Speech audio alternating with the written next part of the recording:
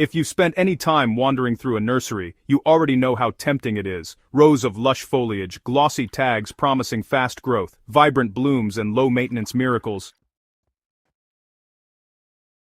Welcome back to Rootshaven Grounds, where we don't just talk about what looks good, we talk about what actually works long-term, keeps your garden safe, and protects your soil, family, and local ecosystem. Today, we're diving into 7 plants you should think twice about buying from nurseries, not because they're rare or exotic, but because they cause real problems once they're in the ground. I'll also share safer, smarter alternatives that give you the same beauty or function without the regret. Let's get into it. English ivy, the silent garden takeover. English ivy looks innocent enough. It's evergreen, fast-growing, and often marketed as the perfect ground cover or wall climber. But once it's planted, it rarely stays where you want it. Ivy spreads aggressively, smothers native plants, weakens trees by adding weight and trapping moisture, and can even damage brick, wood, and siding.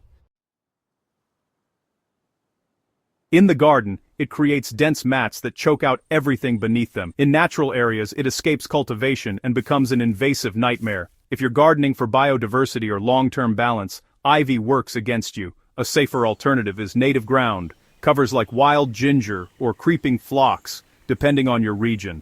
These plants stay cooperative, support pollinators, and won't require constant warfare to control.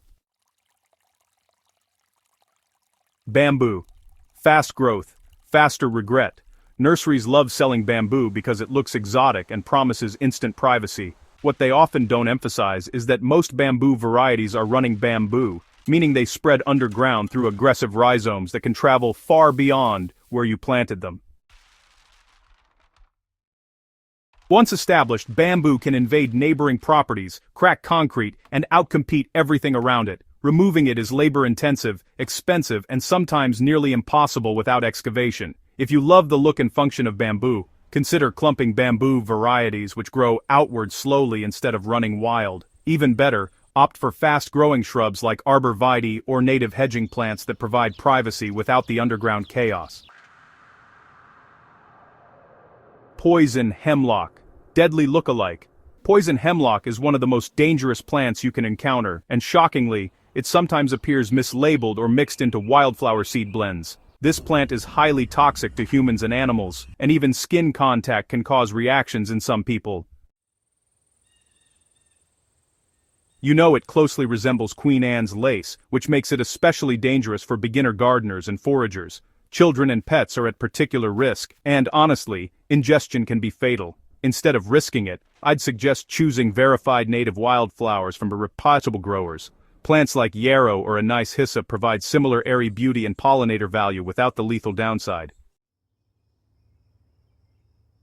Oleander, beautiful, but extremely toxic. Oleander is often sold as an ornamental shrub in warmer climates. It's drought-tolerant, evergreen, and covered in flowers, but really, every part of this plant is toxic. Ingesting even a small amount can be deadly, and the smoke from burning oleander wood is also dangerous. This is especially concerning for gardeners with kids, pets, or livestock. Even fallen leaves can pose a risk. A safer alternative is native flowering shrubs like ceanothus or bottlebrush, which provide color and structure without turning your garden into a hazard zone. Wisteria, a structural nightmare in disguise. You know, wisteria is often sold as this romantic cascading vine, but honestly, this plant is way more aggressive than most people realize. Its woody vines can crush trellises, pull down fences, and even damage buildings. And if you leave it unchecked, it'll strangle trees and block sunlight from everything below. Once mature, wisteria requires constant, heavy pruning just to keep it from, well, taking over. If you love the look of flowering vines, maybe consider native honeysuckle varieties or clematis instead. They offer stunning blooms without that brute force growth habit. Mint, a small pot problem gone wild.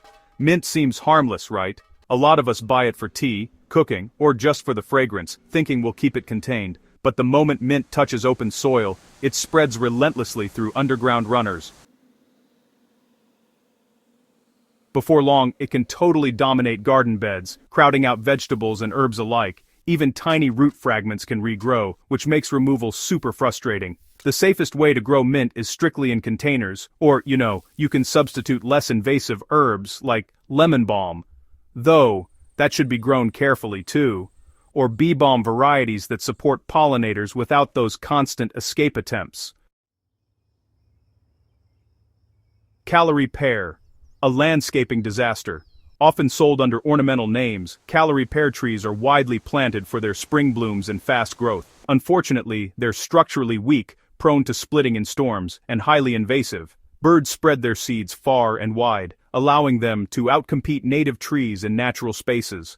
Many regions are now banning their sale, but nurseries still carry them in some areas.